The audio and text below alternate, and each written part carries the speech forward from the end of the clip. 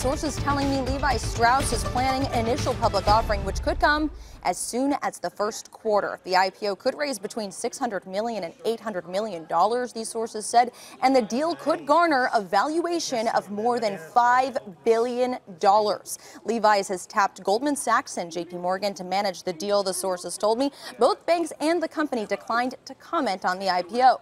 Levi's is privately held currently by its descendants of the family of Levi Strauss, which started this company and invented the modern-day denim about a century and a half ago.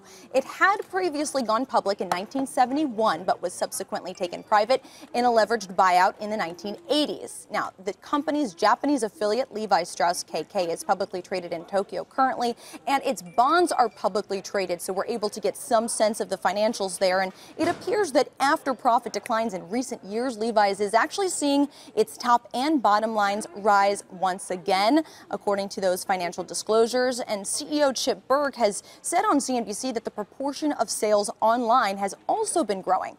The company still owns almost 3,000 retail locations, and its products are sold in about 50,000 stores worldwide, guys.